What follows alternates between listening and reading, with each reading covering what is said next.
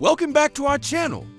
After long days of hard work, let's take a moment to relax and enjoy watching him craft a unique wooden house nestled underground. This incredible journey of creativity and skill is sure to inspire and amaze you. Stay tuned.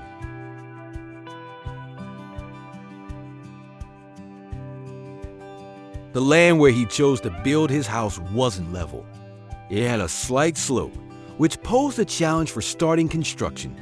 To solve this, he decided to dig into the earth, carefully carving out a flat surface where the house could stand. It wasn't an easy task, but with patience and determination, he created a solid foundation for what was to come. Once the digging was complete and the ground was level, he moved on to the next phase, gathering materials. He didn't need to go far. The forest around him provided plenty of fallen trees, already broken and scattered across the land. He carefully selected the best logs, ensuring they were in good condition for the construction ahead.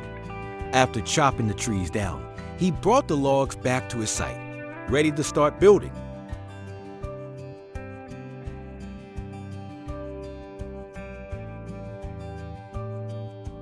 The first task upon bringing the logs back was to strip the bark from the wood. This step was important not only for aesthetics, but also for preserving the quality of the wood. Peeling off the bark allowed him to reveal the smooth surface of the logs, ready for construction.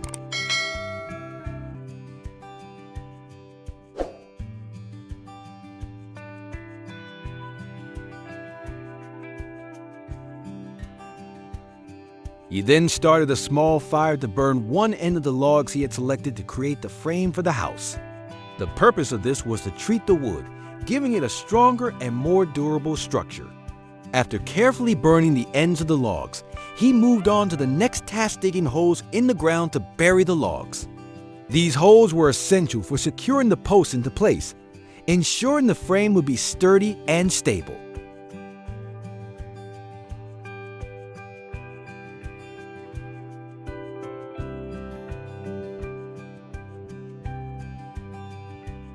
Once the holes were dug, he positioned the burned logs upright in the ground, making sure they were aligned properly.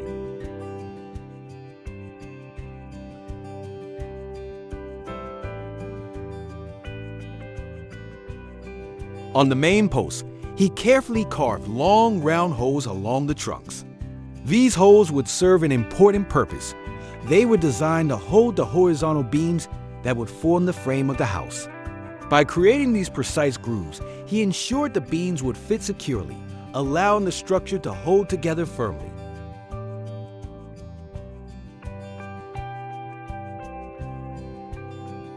This part of the process was meticulous and required a lot of attention to detail, but with each step, he was building a solid and reliable foundation for the unique wooden house he was bringing to life. After finishing the chiseling, he carefully set the posts upright in the pre-dug holes, ensuring they were positioned securely and aligned properly. With the vertical posts in place, he moved on to the next step, cutting the horizontal beams. He sawed the logs to equal lengths, ensuring they would fit perfectly across the posts. Once the beams were cut to size, he used the chisel again to carve both ends of each beam, making them slightly narrower.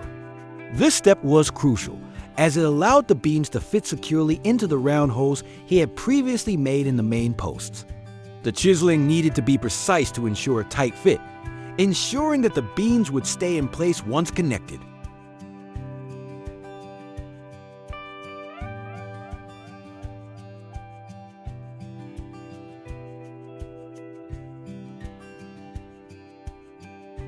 He carefully connected the horizontal beams to the vertical posts that had already been set in place, forming the front frame of the house.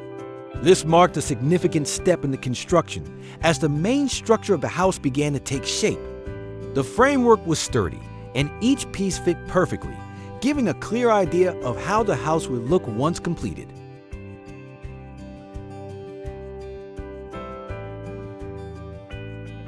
With the front frame in place, he moved on to the next task, building the roof structure. He started by attaching more logs to form the roof frame at the front of the house. These logs would create the triangular shape of the roof, which was an essential part of the design. Carefully placing each beam in position, he made sure everything was aligned to ensure stability and strength.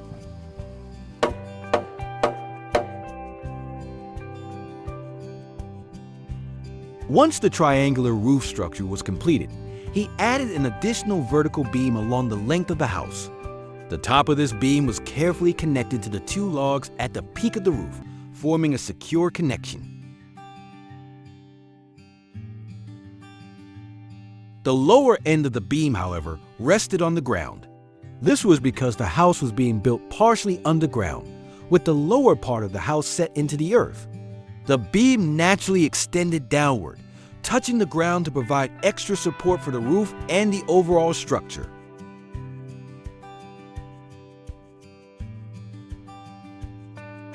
He carefully selected a sturdy round log and began the process of crafting it into a wooden bucket. First, he sawed off a section of the log, ensuring it was the right length for the project. Then, using a variety of tools, he hollowed out the center of the log to create a deep, smooth cavity.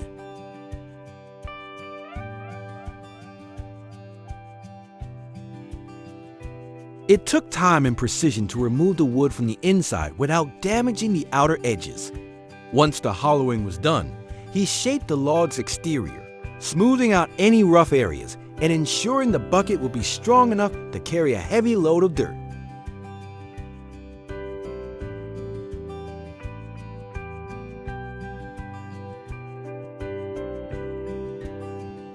Next, he drilled holes into the top rim of the wooden bucket, where he would tie a rope for easier handling. He threaded a thick, durable rope through the holes and knotted it securely, creating a handle that would allow him to pull the bucket long distances. The rope was an essential addition, making the bucket portable and practical for the hard work ahead.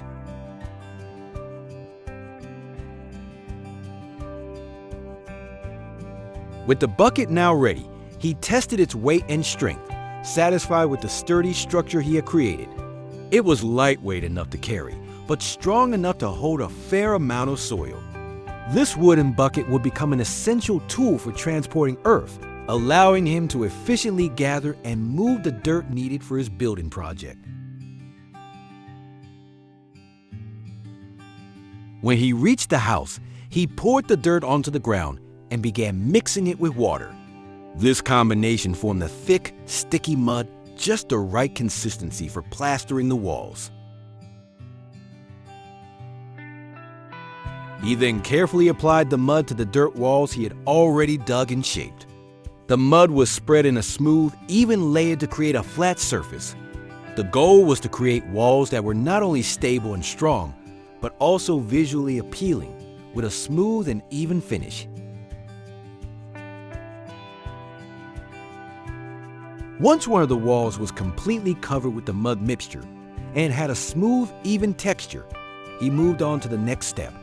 Taking a spare piece of wood he had found, he carefully pressed it into the still wet mud. Using the wood, he drew horizontal and vertical lines across the wall, creating a grid-like pattern. The pattern mimicked the look of brickwork, giving the wall the appearance of being built with bricks rather than earth.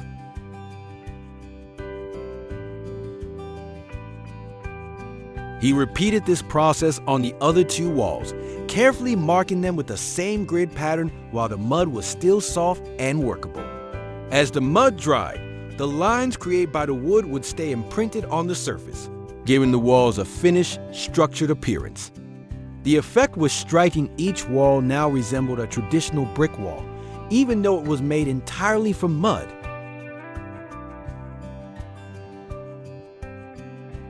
He began building the kitchen by carefully bending small logs into an arch, shaping them to create a dome-like structure for the stove. The two ends of the curved logs were securely fixed into the walls, ensuring the frame was stable and well supported. Once the arch was in place, he began stacking stones on top of the logs to form the base of the stove. After arranging the stones, he covered them with a layer of mud. carefully smoothing it out to bind the stones together and create a seamless surface.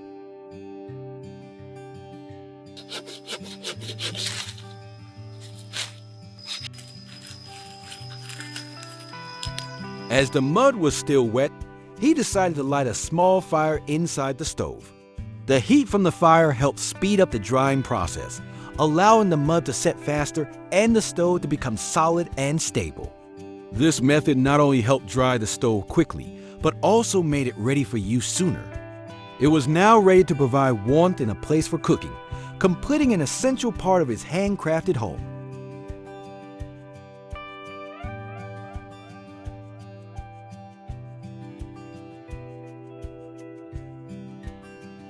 As the logs burned down and turned into charcoal, he carefully gathered the pieces of charcoal and used them to draw along the grooves in the wall. He created dark, striking lines that stood out against the natural mud of the wall. These bold black markings added depth and visual contrast to the wall, making the design pop and giving the kitchen an extra touch of character and creativity.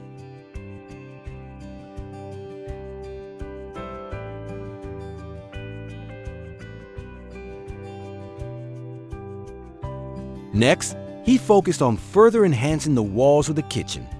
He collected stones and mixed them with mud to create a bonding mixture. He carefully applied this mixture to the stove area, placing the stones one by one onto the mud-covered surface.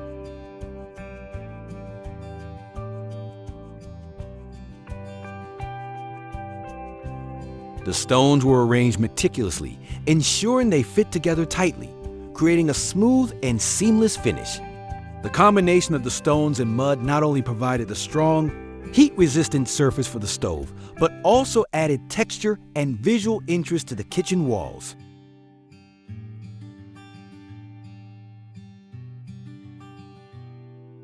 Once the walls were finished, he moved on to the floor. He gathered stones and carefully arranged them across the ground, ensuring they fit tightly together to create a smooth, stable surface. Each stone was placed with precision, creating a durable and even stone floor.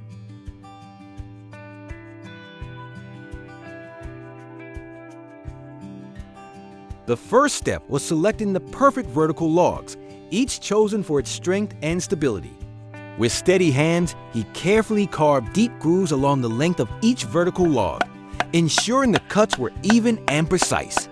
These grooves were designed to interlock perfectly with horizontal logs, creating a strong bond that would hold the frame together.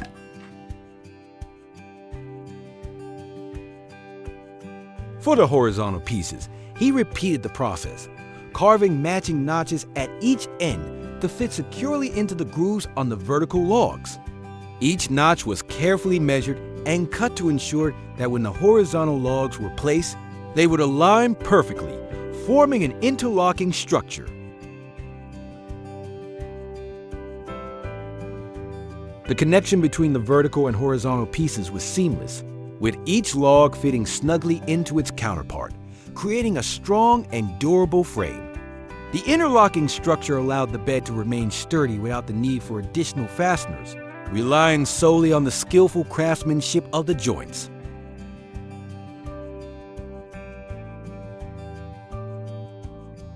Next, he cut several evenly sized round logs and carefully shaped both ends to create flat surfaces. These flat ends would allow him to attach the logs firmly to the bed's legs, creating a solid and level surface. The result was a sturdy, well-crafted bed frame, ready for the next steps in completing the bed.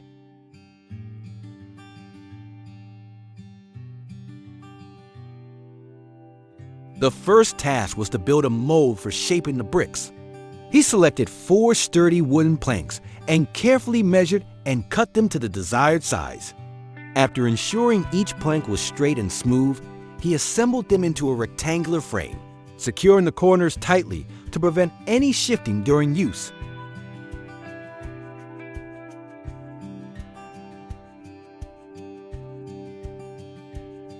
The mold needed to be robust enough to hold its shape under the pressure of packed earth and water, so he reinforced it to withstand repeated use. The result was a durable, reusable tool that would allow him to produce consistent, Uniform bricks are an essential step in achieving a professional-looking facade.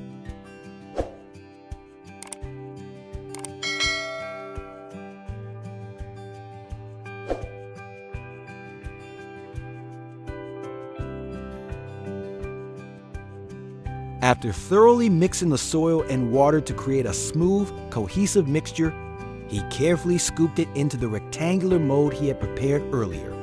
Using his hands, he pressed the mixture down firmly, ensuring it was tightly compacted within the mold. This step was crucial, as the pressure helped the mixture bond together, forming a solid and durable brick.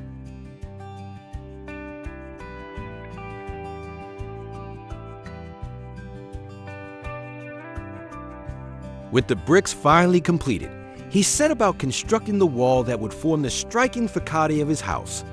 Starting from the base, he placed the first row of bricks with precision, leaving no gaps between them. To secure them, he applied a layer of the mud mixture, which acted as a natural adhesive. The consistency of the mixture was key. It needed to be thick enough to hold the bricks in place, yet pliable enough to spread evenly.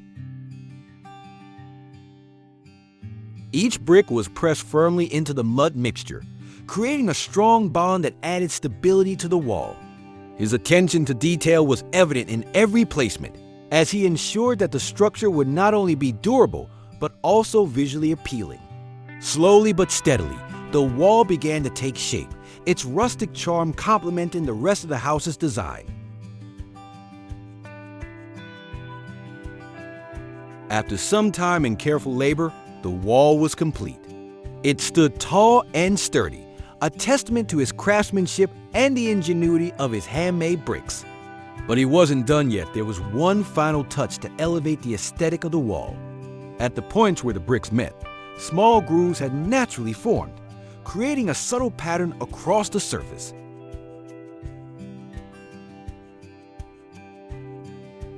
To accentuate these grooves and bring the wall to life, he retrieved the charcoal he had created earlier. Using a piece of the charred wood, he carefully traced the grooves, darkening them to create a striking contrast against the earthy tones of the bricks. This detail mirrored the decorative touches he had added to the interior walls, ensuring a cohesive look throughout the house. The black lines gave the wall a refined, textured appearance, making it look more like a masonry wall than one built from handmade mud bricks.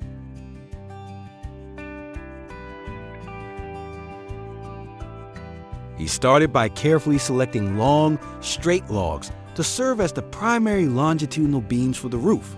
Each beam was meticulously measured and prepared, with grooves carved at strategic points to ensure they would fit seamlessly together.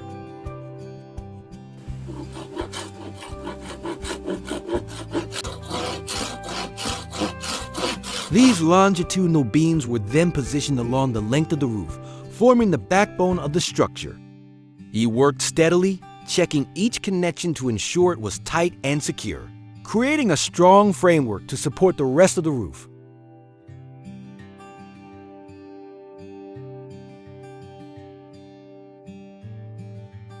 With the longitudinal beams in place, he moved on to adding horizontal cross beams.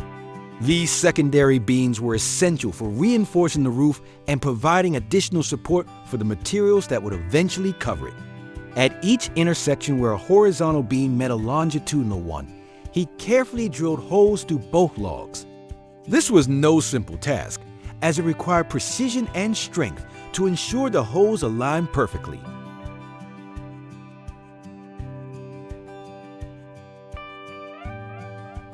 Once the holes were drilled, he inserted wooden pegs into each joint, hammering them firmly into place.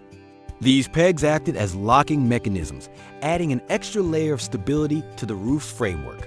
By combining the interlocking grooves with peg joints, he created a roof structure that was not only strong but also highly resistant to shifting or collapsing under pressure. Because the house was built below ground, its roof lay nearly level with the surrounding surface.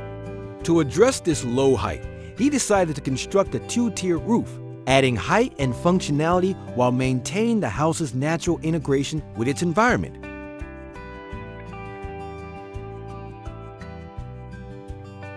After completing the first tier framework, he carved grooves into the horizontal beams to fit vertical wooden posts for the second tier. Carefully securing each post, he built a stable frame for the upper level.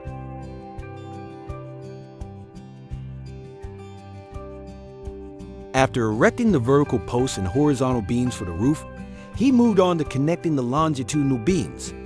He carefully carved grooves into the ends of each beam to ensure they would fit securely together. By placing the beams into these grooves, he created a solid connection between them.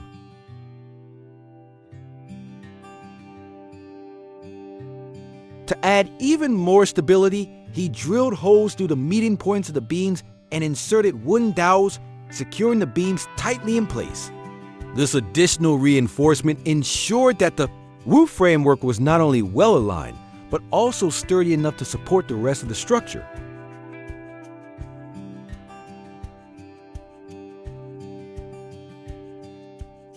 He began the roofing process by carefully placing thin, long wooden planks across the frame of the roof. These planks were positioned one by one, ensuring they laid flat and aligned evenly on the frame. Each plank was designed to provide a protective layer for the roof, and he worked steadily, covering the entire surface of the roof structure.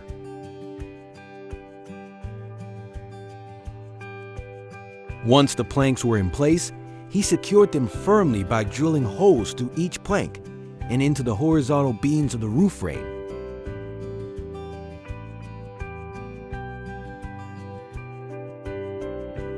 To lock the planks in place, he inserted wooden pegs into the holes, hammering them in tightly to create strong, stable connections between the planks and the beams. This method ensured that the roof would be secure and able to withstand the elements. While installing the roof planks, he left a square opening to create a skylight. This would allow natural light to enter the house. For the second tier roof, he used the same method as the first. He carefully laid the wooden planks across the frame, ensuring they were properly aligned. Then he drilled holes through the planks and beams, securing them with wooden pegs to create a strong and stable connection.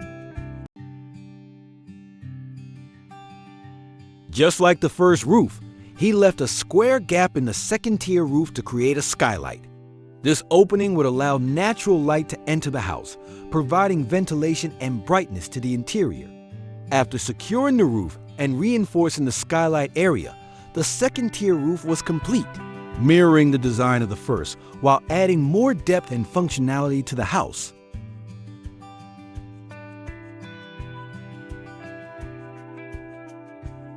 He began designing the skylight by carefully constructing a square frame using 4 wooden beams. Once the frame was securely assembled, he drilled holes through the beams at strategic points, ensuring that the connection between the beams would be stable and strong. With the frame set, he moved on to the horizontal beams, which would create the structure of the window.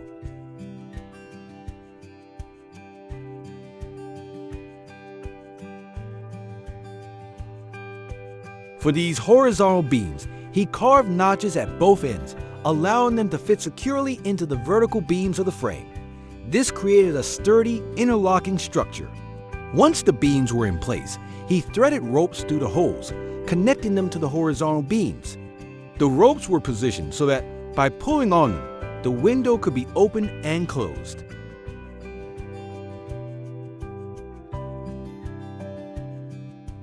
By pulling on the ropes, he was able to adjust the window's opening, providing a controllable flow of light and air into the space. This system allowed the skylight to be functional, offering flexibility in terms of ventilation and brightness.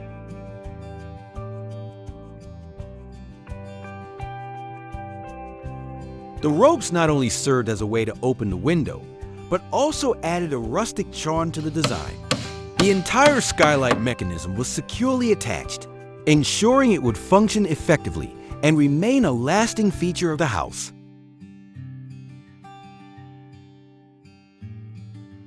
At the very peak of the roof, where the 2 sloping sides converge, he took extra care to seal this crucial joint. To do this, he added several layers of tree bark, carefully overlapping them to cover the topmost point of the roof.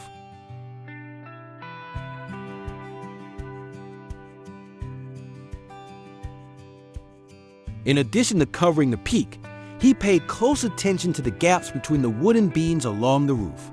These gaps, formed where the beams intersected, could potentially allow water to leak into the house.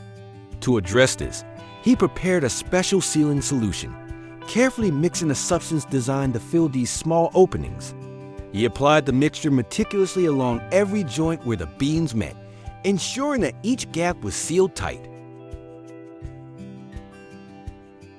He carefully installed the chimney, extending it from the stove up through the roof.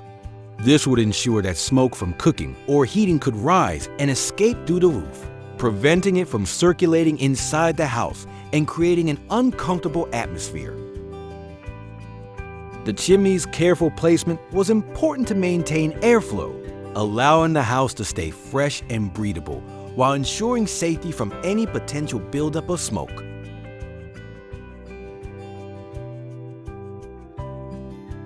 As he continued working on the second-tier roof, he realized there were larger gaps around the roof's edges, particularly where the roof's height created more space between the structure and the ground. These gaps were larger than expected, and left unsealed, they could allow wind, rain, and other elements to seep inside.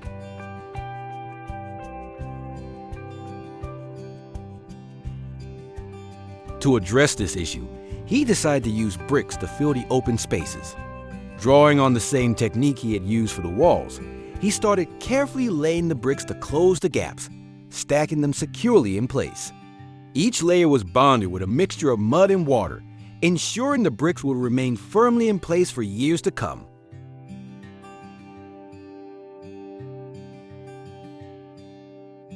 This brickwork not only sealed the gaps, but also added additional insulation to the house, enhancing its weatherproofing and helping to regulate the temperature inside. The chimney and the brickwork on the roof completed this critical phase of the construction, strengthening the house and ensuring that it would be a comfortable and safe living space, protected from the elements.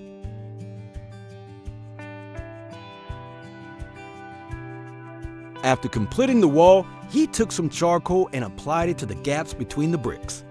The charcoal added a bold contrast, highlighting the spaces between the bricks and giving the wall a unique textured appearance. This final touch not only enhanced the visual appeal of the wall, but also created a striking pattern that made the structure stand out, adding character to the overall design.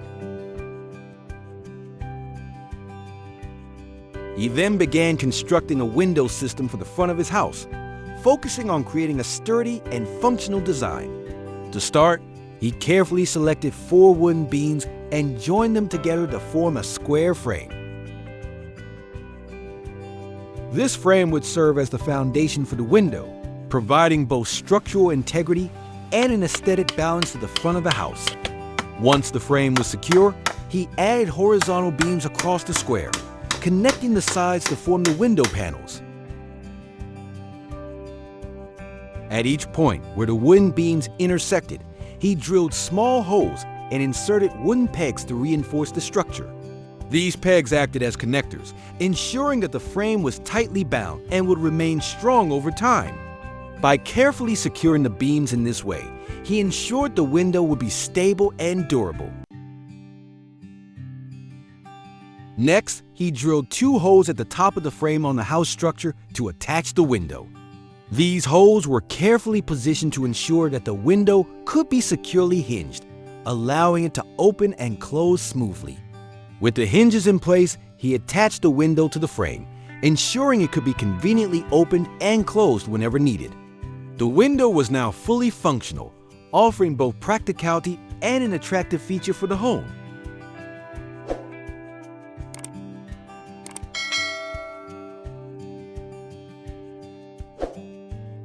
For the main door, he gathered 2 tree trunks. After collecting them, he carefully cleaned out the inner cores of the trunks, shaping them into 2 curved door panels.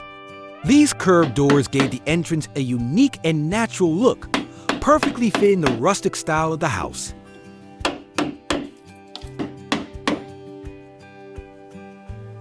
Next, he created 2 latches, one at the top and one at the bottom of each door, to ensure they would be securely fastened when closed. He then prepared the door frame by drilling corresponding holes into the frame, ensuring they aligned with the latches. These holes allowed him to attach the doors to the frame, allowing them to swing open and close smoothly.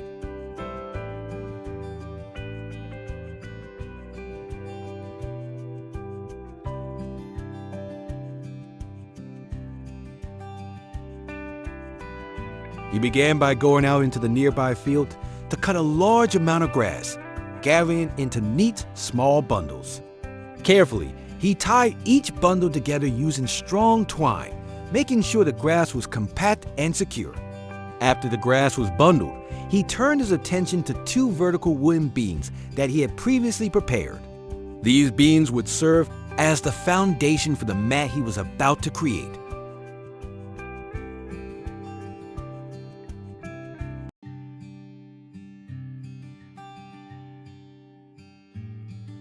One by one, he fixed the ends of the grass bundles to the wooden beams, ensuring they were tightly secured. The beams held the grass in place, forming the frame for his mat.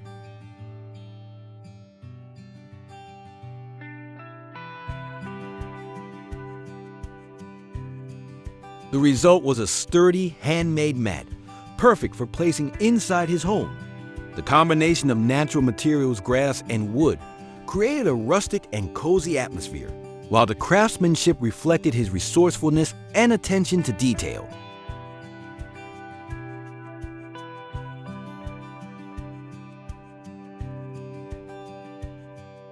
And with that, our video comes to an end. Thank you so much for watching. If you enjoyed the video and found it useful, please give it a like and subscribe to our channel. Your support is the motivation we need to create even more interesting and meaningful videos in the future. See you in the next video.